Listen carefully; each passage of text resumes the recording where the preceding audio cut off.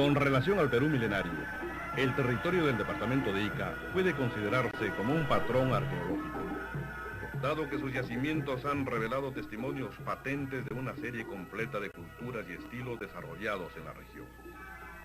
Lo leímos en un viejo documental del Perú editado por Pedro Felipe Cortázar. Los arqueólogos, antropólogos y toda suerte de estudiosos encuentran aquí un verdadero paraíso de investigaciones, y cada día se recogen nuevas muestras de la capacidad creadora de las razas privilegiadas que poblaron esta zona. Los estudios científicos realizados hasta la fecha determinan o califican a las civilizaciones Paracas y Nazca como las más importantes, las que alcanzan un mayor grado de avance científico, tecnológico y artístico en esta amplia región iqueña.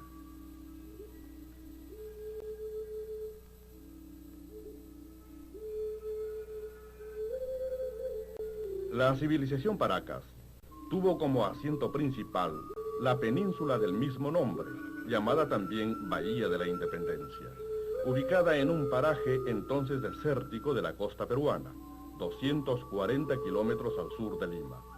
Este paraje ha sido convertido en la actualidad en uno de los más bellos atractivos turísticos del litoral peruano. Fue en la Bahía Paracas, en las faldas del lugar denominado Cerro Colorado, donde el sabio peruano Julio C. Tello llegó a exhumar 429 fardos funerarios. Estos fardos contenían momias o cadáveres disecados de personajes envueltos con numerosos mantos que la sequedad del ambiente y los arenales preservaron admirablemente por espacio de 2000 años. Este acontecimiento tuvo lugar en 1925. Sin embargo, el cementerio Emporio de las famosas telas de Paracas había comenzado a ser explotado muchos años antes por huaqueros o desenterradores de antigüedad. 2 años después de este sensacional hallazgo, en 1927, Tello y sus colaboradores ejecutaron nuevas exploraciones en la península de Paracas y localizaron otro yacimiento arqueológico de importancia y caracterizado igualmente por haber sido lugar de enterramiento de momias. Ambos cementerios quedan ubicados en el sector de Cerro Colorado, no lejos uno del otro. Tello observó que representaban fases de una misma cultura. Para diferenciar estas dos culturas emparentadas, bautizó a una de ellas como Caverna Paracas y a la otra como Necrópolis Paracas, en atención a los patrones de enterramiento distintos en cada caso. Más adelante, los estudiosos establecen que entre uno y otro cementerio transcurrió un periodo de aproximadamente 200 años, pues la fase cavernas se desarrolló entre los años 500 a 200 a.C. y la fase necrópolis se desarrolló entre los años 200 a.C. y 100 después de Cristo.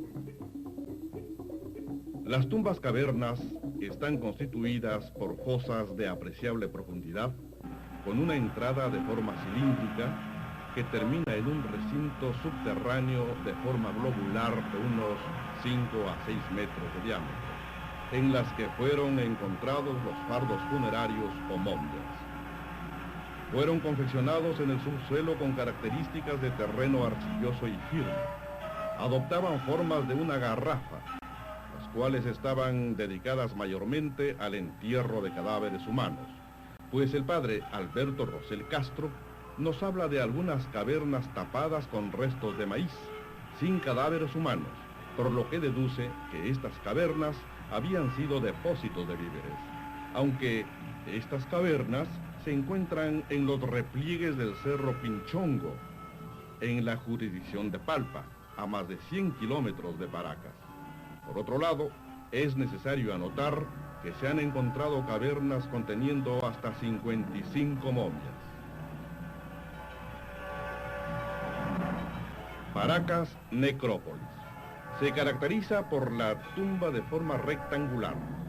El doctor Julio C. Tello a esta fase la denomina precisamente de necrópolis para significar el entierro subterráneo de cadáveres humanos en comunidad, perteneciente en su mayoría a una casta o jerarquía social que ha desaparecido en el tiempo. Esta etapa corresponde a la subsiguiente fase superior con relación a su antecesor inmediato de Paracas Cavernas. Todos los edificios encontrados en Cerro Colorado son subterráneos, tal vez por una estrategia de resguardo contra los continuos vientos de la región. Estos vientos son conocidos con el nombre de Paracas, precisamente.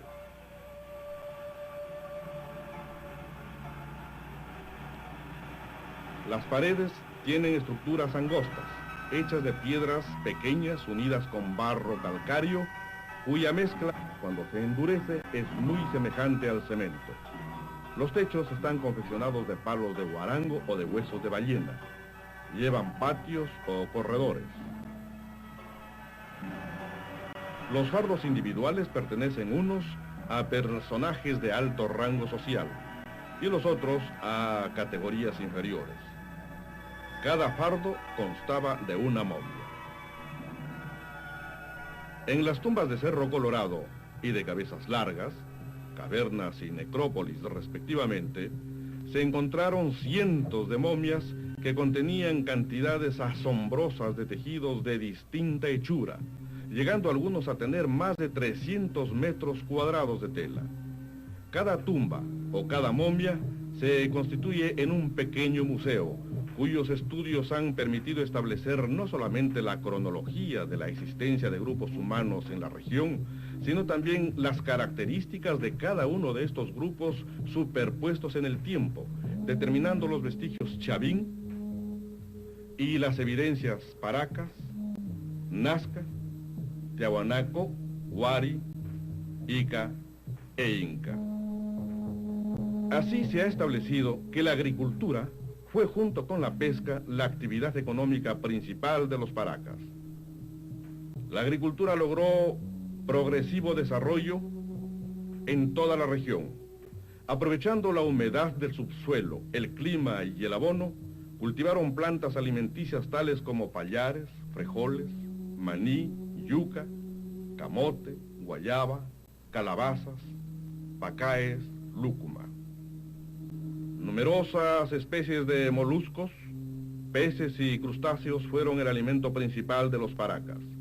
No se han hallado muestras de embarcaciones para esta actividad diaria de la pesca. Sin embargo, en el Museo Regional de Ica se exhibe lo que podría ser una réplica de una balsa Paracas. En el arte textil, lograron alcanzar un avance extraordinario, maravilloso, único por su calidad en el mundo. Los tejidos Paracas fueron encontrados en los fardos funerarios, dispuestos alrededor del cadáver o momia, y entre ellos han logrado fama mundial los mantos de Paracas, tejidos que constituyen la más alta expresión de ese excelente y refinado arte textil.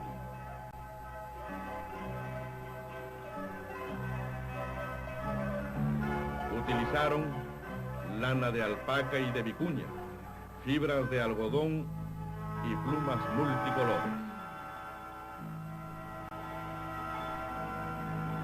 Diseñaron artísticos dibujos mayormente de forma geométrica. Combinaron los colores rojo, azul, amarillo y negro.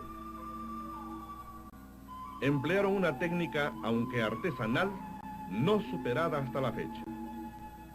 Fijaron admirablemente los tintes, hoy llamados indelebles, pues después de 2 siglos parecen de reciente fabricación. El bordado de las telas demuestra un refinamiento excepcional, también difícil de superar. Sobresalieron también en el tejido de mallas y telas de punto, sobre las que han dejado representaciones mitológicas. Por los envoltorios de los cadáveres, se sabe que en la civilización Paracas hubieron clases sociales. Hay envoltorios completamente sencillos, y otros en cambio consisten en mantos riquísimos con adornos de plumas y cadenas de oro. Nos dejaron mantos bicromados y paños ornamentales cuya multiplicidad de significados expone un adelanto en la concepción de figuraciones. La maestría, como están trabajados, es envidiada por los actuales productores de los mejores telares modernos. Las telas de Paracas Necrópolis no solo deben ser consideradas como prendas de vestir, constituían también cuadros iconográficos, verdaderos registros bordados de seres sobrenaturales propios de la cosmovisión de esa cultura.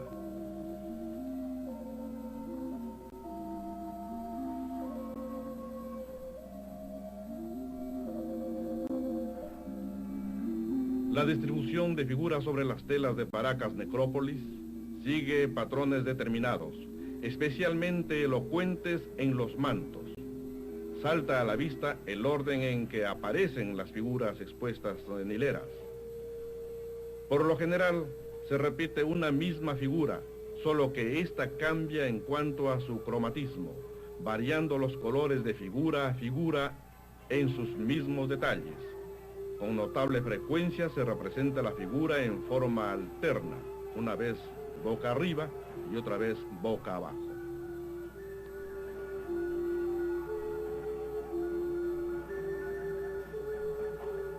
En las instalaciones del Museo Nacional de Antropología y Arqueología de Lima, en la sala Paracas, contamos con la asesoría de la doctora Elba Manrique.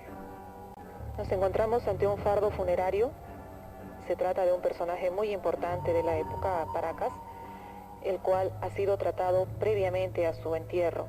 Este personaje debió haber sido momificado y recibido un tratamiento muy especial embalsamatorio a su cuerpo. Todavía se puede apreciar pintura resinosa sobre su piel, en el rostro, el cual nos denota que el gran estatus que tuvo jerárquicamente dentro de la sociedad Paracas este personaje, para que le lleven a realizar esta serie de prácticas rituales, ¿no?, mortuorias. Además, este personaje está ricamente adornado con una serie de tejidos que nos denotan el gran estatus que ha tenido este hombre. En ellos vemos unos famosos mantos Paracas que han sido trabajados en tela de algodón como fondo y tejidos también en la técnica de bordados con telas de camélidos. Han intercambiado estas dos materias primas para lograr unos primorosos mantos en los cuales hay representaciones muy simbólicas, sobre todo de felinos estilizados y personajes mitológicos. Esta momia lleva además un turbante compuesto también y adornado por una serie de pequeñas plumas multicolores. Igualmente lleva un cetro ceremonial y unas varas.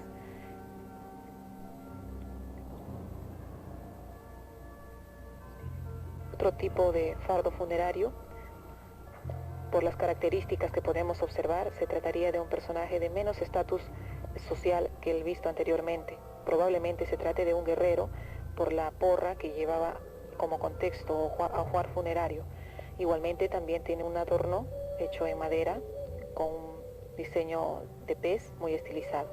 Este personaje momificado se encuentra con una tela muy llana, recubierto como envoltorio, y no vemos ningún tipo de decoración o trabajo más acabado en cuanto a técnica textil. Además se encuentra depositado dentro de una cesta trabajada, ¿no?, y es bastante sencillo y simple, ¿no?, el tipo de momificación que presenta este fardo.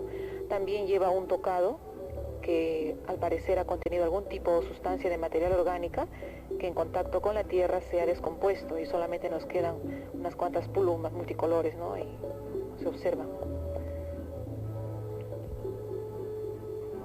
Un objeto decorativo que ha sido utilizado como parte del aderezo que han utilizado antiguamente en la época Paracas y también posteriormente los nazcas, y se han encontrado estos artefactos en asociación en entierros como parte de ajuar funerario. Se trata de un collar compuesto por conchitas pequeñas, las cuales han sido cosidas y tienen una tela de fondo y también han sido trabajadas con tela de algodón para darle un acabado final y se pueda ser atado al cuello. Tenemos un collar de Spondylus compuesto por infinidad de chaquiras pequeñas trabajadas con este molusco, las cuales han sido deterioradas y sacadas en pequeños fragmentitos, y ellos se han ido acomodando uno por otro de manera de cuentas en tamaños diversos. Y una parte del Spondylus mismo, el molusco, se encuentra como objeto central y motivo llamativo de este collar. Ahora nos acompaña la doctora Concepción González del Río, arqueóloga y antropóloga, que nos va a guiar a través de algunas manifestaciones culturales de Paracas en el Museo Nacional de Antropología y Arqueología. Este es un manto que corresponde a una momia de Paracas. En cada momia hay no solamente un manto, hay otras ropas y también varios mantos. Este manto está bordado en varios colores, como pueden ver, sobre fondo negro. Las rayas negras es la tela del fondo, es lo único que queda de la tela sobre la que se ha bordado. Negro llana es un color que está asociado con lo antes, lo después, lo adentro. Los otros colores son un color azul, casi púrpura, un color rojo y un color amarillo. Los colores rojo y amarillo están asociados con fuerza y junto con el negro formaban parte de muchos rituales de festividades del ciclo agrario. Las figuras que aparecen acá son serpientes y felinos. Las serpientes tienen el signo escalonado, que a veces es identificado con el rayo y otras veces con el arco iris. Son bicéfalas.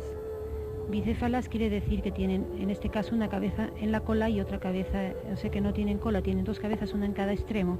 Las cabezas acá aparecen como una cara sonriente con 6 apéndices, 4 iguales y 2 diferentes arriba, como tocado. Esa también es una forma de división que se encuentra como una estructura muy común en muchos otros elementos, tanto en cerámica como en textiles, como en el espacio también. Estas serpientes bicéfalas representan en el Ande determinado tipo de energía canalizada que se refleja en la irrigación, por ejemplo, en canales de riego, en el arco iris, en la conjunción del agua con la luz, en el rayo también. Y cuando se habla de una serpiente de una sola cabeza, se suele hablar de una corriente de agua, como un río, o un huaico, una serpiente destructora como una maru, o también una acequia, que también es una serpiente. El felino, vemos que hay felinos sueltos y otros que tienen dentro de ellos otro felino, y dentro de ese otro felino algo que parece o un reptil o un felino, no está bien identificado. Es lo de adentro, lo más adentro, el centro del centro del felino. El felino no hay una buena definición dentro de esta estructura simbólica. Yo creo que representa la fuerza interior, porque hacia esa explicación apuntan las investigaciones que estamos realizando. Esa fuerza interior que aquí está tan gráficamente expresada, poniendo dentro de un felino otro y dentro otro, la fuerza de lo más de adentro, la que surge de adentro de la tierra, de adentro del sol, de adentro de las personas, de adentro de las cochas. Este calzón oguara es importantísimo porque es el símbolo de edad adulta para los muchachos. Y había todo un ceremonial para colocarles en un momento determinado del año, en lo que ahora corresponde casi a nuestro fin de año, para colocarles a aquellos chicos que ya entraban en la edad adulta.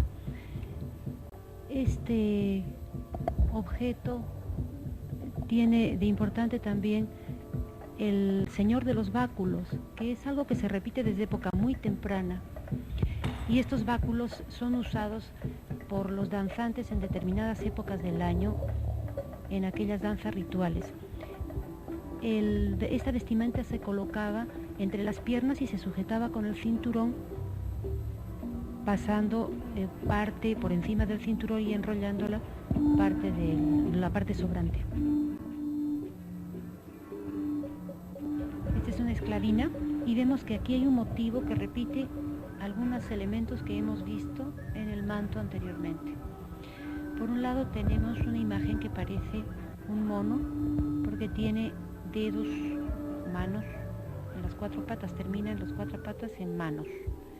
Dentro de ese mono hay otro animal que da la impresión de ser una especie de felino serpentiforme. La cola del mono a su vez termina en un felino por las orejitas puntiagudas, pero que vemos que también tiene algo como deditos. O sea, hay una composición, claro que no serían las garras, aunque pueden ser también garras. Hay una composición que nos hace ver la posibilidad de tres elementos: serpentiforme, felino y mono. En este caso, entra perfectamente bien dentro de la cosmovisión nazca, que de acuerdo a algunas investigaciones, el mono representa el solsticio de junio, y si entendemos por todo lo que es felino y serpiente como determinado tipo de fuerza en movimiento o energía, vemos la importancia de esta simbología en relación al desarrollo de la cultura y a la utilización del ambiente. Hablo del solsticio de junio en el sentido en que el solsticio de junio marca un momento determinado del año que está asociado con determinado momento del ciclo agrario, y a su vez también se refleja en determinado momento del ciclo social. Las sociedades en el Ande tienen 20.000 años de adaptación. Entonces, en el momento en que llegan los españoles, llevan ya 5.000 años en que están muy ajustadas al ambiente en el cual viven, y no hay cambios fundamentales en ese ambiente en los últimos 7.000 años. Eso quiere decir que cada día van perfeccionando más su ajuste y su utilización de los recursos del medio de una forma sumamente coherente.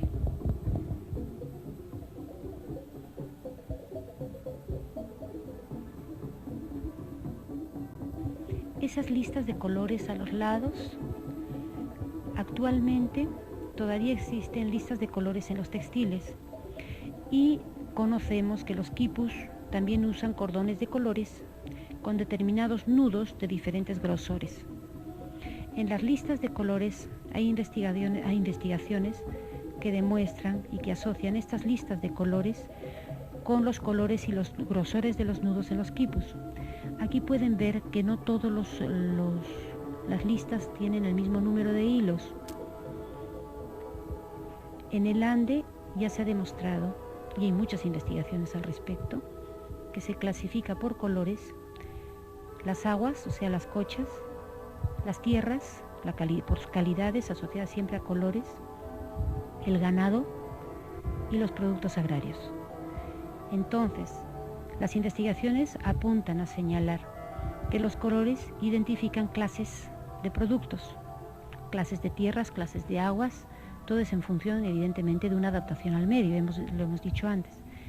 Y la cantidad de hilos o el grosor de los nudos, la cantidad de ese producto en determinado contexto, necesario para un desarrollo armónico y adecuado en un ambiente determinado. Esta prenda es una ñañaca que era usada por las mujeres en la cabeza, era un tocado clásico típico femenino. Vemos en la greca de alrededor, bueno, en principio vemos también la división en dos partes, tampoco tiene una greca todo alrededor, solamente tiene un lado de greca y otro lado de greca, y en el centro un camino central. Ese camino central siempre es el camino de encuentro entre dos elementos. En todas las prendas lo hemos podido ver, ya sea en diagonal o en recta como acá. Por otra parte, en la misma greca aparece una figura repetida en diferentes tonalidades y colores. Esta figura tiene en una mano una bolsa con una cabeza. Alrededor de su cabeza tiene varios apéndices serpentiformes que existen en muchas otras figuras en que aparecen así. Bueno, ustedes pueden verlo inclusive en la portada del Sol en Tiahuanaco, también está la cabeza con los apéndices que de ella surgen. Aquí en las Pampas de Nazca tenemos la figura de la orca, que lleva también en la mano una bolsa con una cabeza. Y por algunos investigadores es asociado con un corte ritual de cabezas, en este caso aparentemente femeninas, por unos ceramios que tenemos en que aparece una mujer cargando una liglia llena de cabezas femeninas en su espalda. Este bastón ceremonial, hecho en madera dura, es realmente hermoso por la forma como ha sido tallado y la perfección de esa talla. Por otra parte, quisiera señalar que en esta época hay una enorme dedicación en la confección de toda clase de objetos, dedicación que con el tiempo se pierde para dar más importancia al número, a la cantidad de objetos. Eso es debido a una transformación social que evidentemente afecta a la estructura social.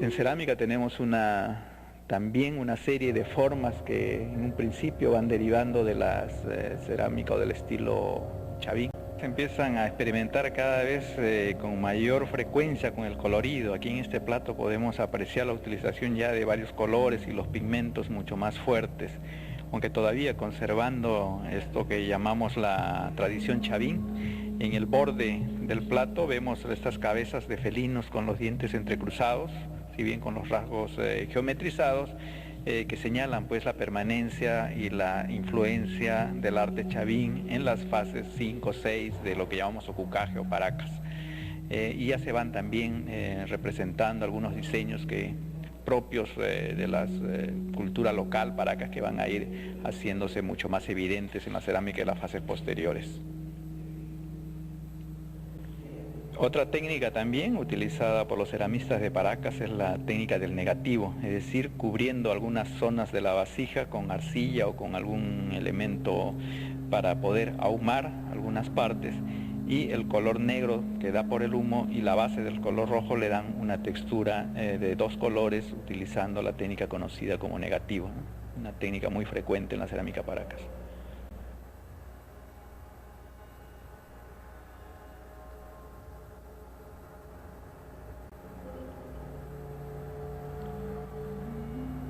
Posteriormente, ya en la fase 1 de Nazca, vemos la transición de Paracas a Nazca, y en la tecnología de cerámica vamos a ver el uso de pigmentos minerales aplicados precocción, es decir, ya fijados al fuego antes de cocinar la vasija, pero todavía con incisiones para delimitar las áreas de diseño, y el arte también se va haciendo mucho más naturalista.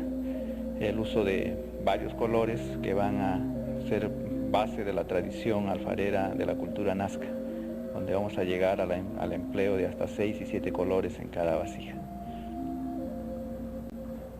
También con la misma técnica ya de la pintura precocción, pero todavía delineada con incisiones correspondiente a esta etapa de transición de Paracas a Nazca, tenemos esta vasija que representa a un pescador, una de las principales actividades de las gentes de Nazca ligada a la extracción marítima de peces, donde vemos un pescador representado flotando sobre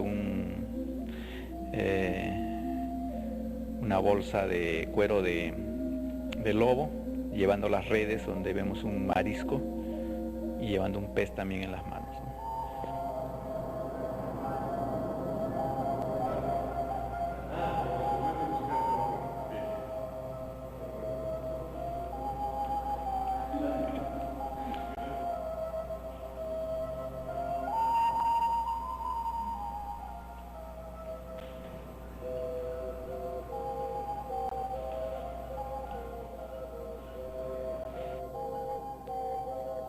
Los hombres de Paracas tuvieron avanzados conocimientos de medicina, curaron numerosas enfermedades y realizaron a su vez grandes operaciones quirúrgicas, entre las que destacan la trepanación craneana, es decir, la apertura de un sector del cráneo con finalidades médicas, curar tumores, infecciones y fracturas. Los avances logrados en medicina, así como los éxitos obtenidos en sus operaciones quirúrgicas, ponen de manifiesto amplios conocimientos de anatomía, fisiología e higiene, que les permitió el uso de anestésicos para contrarrestar el dolor y de antisépticos para evitar las infecciones. Las operaciones fueron realizadas admirablemente, con gran destreza, mediante el empleo de cuchillos de piedra obsidiana.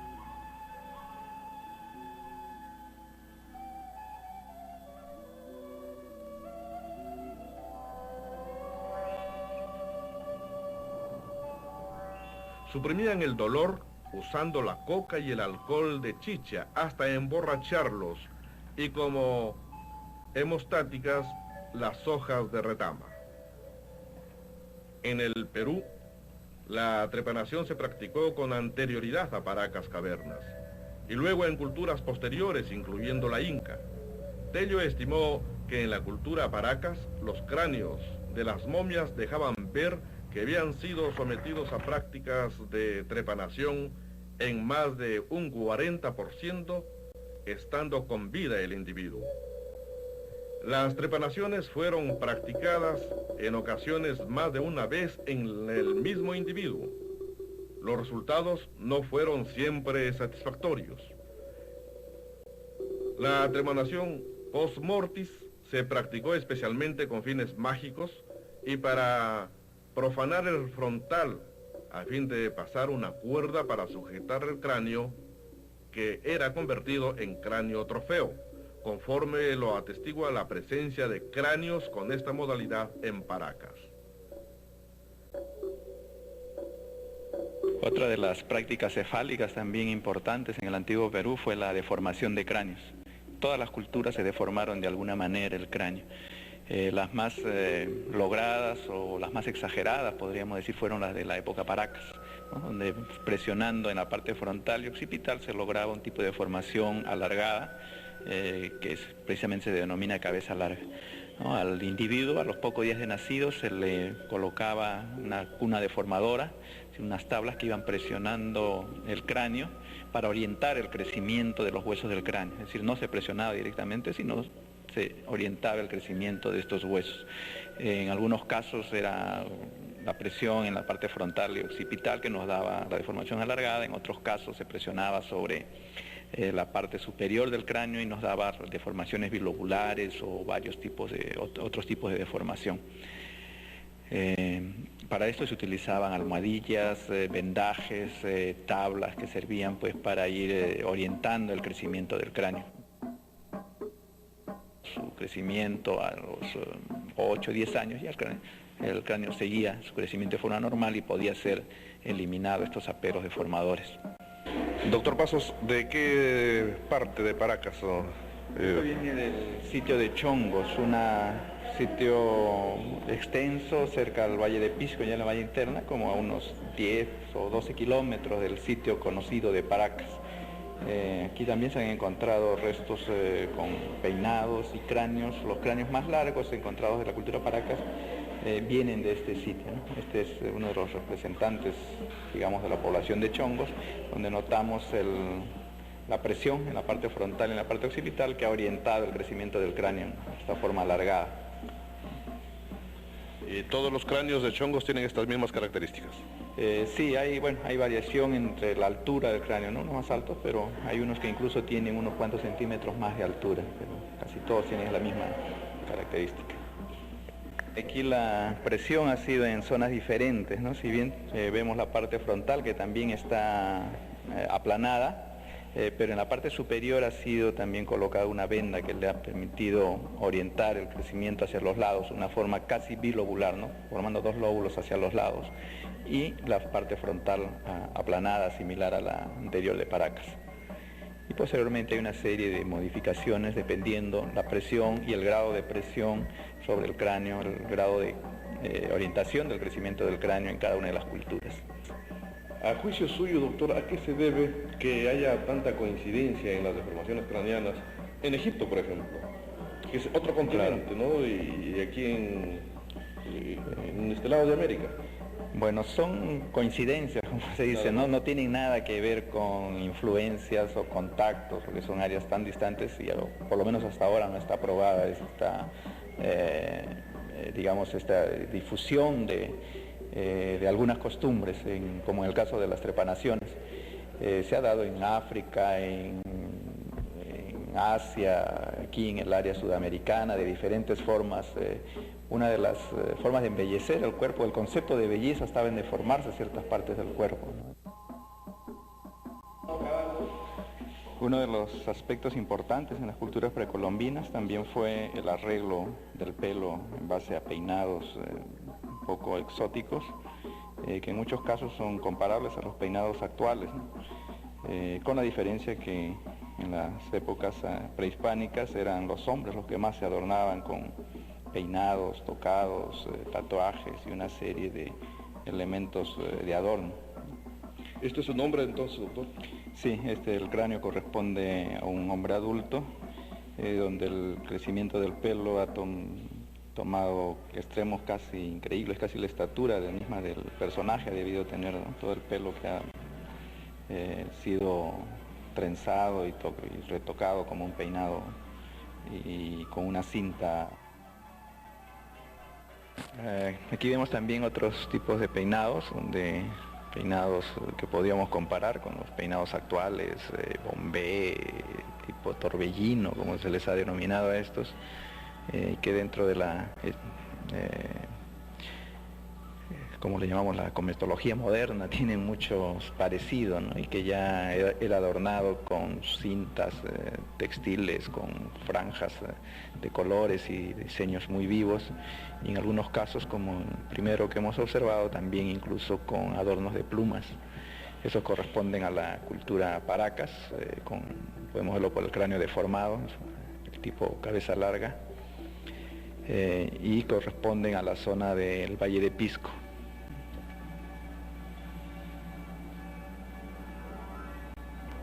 Este es un caso muy especial donde han intervenido paleopatólogos, arqueólogos, antropólogos físicos. El descubrimiento de la tumba de este niño de aproximadamente 8 a 9 años permitió, a través de los estudios de paleopatología, identificar la enfermedad de la tuberculosis en este niño.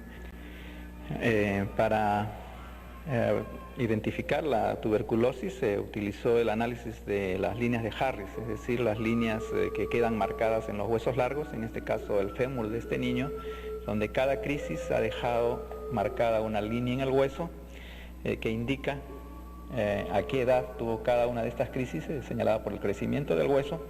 Tenemos la primera que ocurrió al año 7 meses, la segunda a los 2 años 3 meses y así sucesivamente hasta la última que ocurrió a los 6 años 5 meses y 1 o 2 años después el niño falleció a causa de esta enfermedad.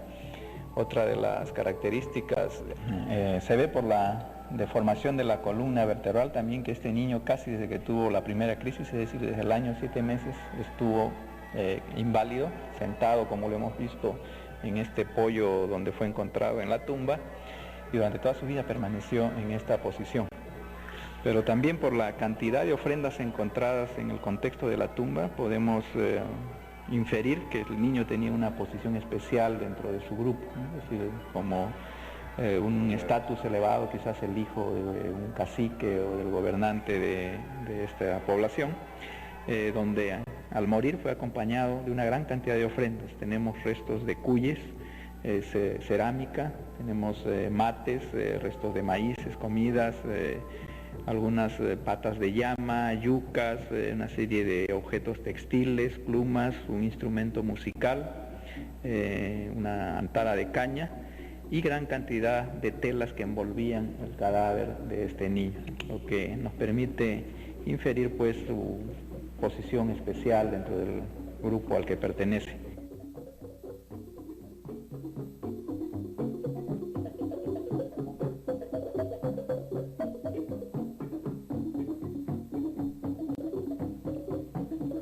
Por razones más geográficas que históricas o científicas, nos trasladamos ahora al mar, en la misma bahía de Paracas, desde donde se aprecia el tridente o candelabro de Paracas. El candelabro es un dibujo gigantesco cuyo eje principal tiene algo más de 80 metros, visible solamente desde el mar o del aire.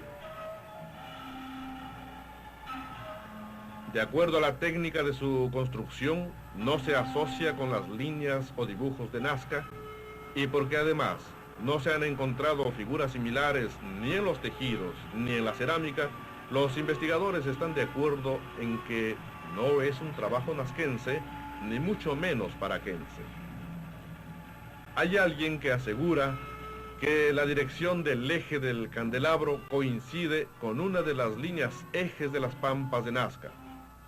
Pero ¿con cuál de estos ejes? Si existen más de 1 millar de líneas de grandes dimensiones. En todo caso, sería solo eso, una coincidencia. Sin embargo, en este ceramio que pertenece a la cultura nazca y que representa a la deidad pez, en la parte más importante, es decir, en la cabeza, encontramos una imagen, una figura que tiene exactamente la forma del tridente. Y si trasladamos al papel en un calco especialmente hecho para este estudio, apreciamos con más claridad el tridente, o cactus en este caso.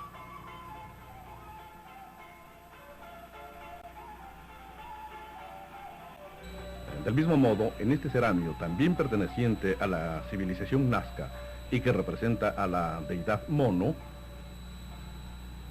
encontramos la estilización del cuerpo del mono. A juicio de muchos observadores, los brazos, parte del cuerpo del mono, y la cabeza, o parte de la cabeza, seguiría los mismos lineamientos que el candelabro o el tridente. De todas maneras, la interrogante la dejamos para los estudiosos. Bueno, ahora dejamos al candelabro y los invitamos a dar un breve paseo por la isla Ballestas, escenario de las grandes correrías marítimas de los pescadores de Paracas, Nazca y de tantas otras agrupaciones humanas que habitaron esta zona a través de los siglos.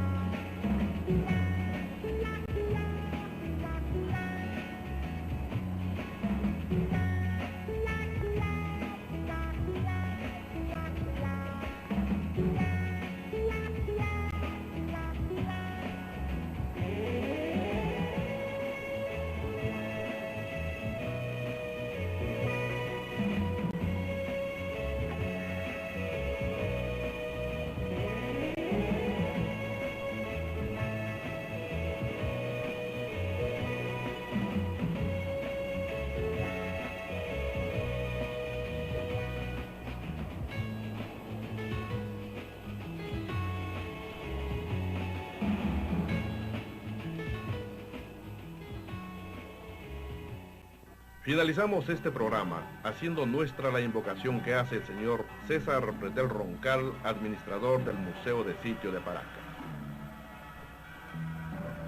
Son de incalculable valor los descubrimientos arqueológicos que hizo el sabio peruano Julio Cetello, no solo en la zona de Paracas, sino en diversos lugares del Perú.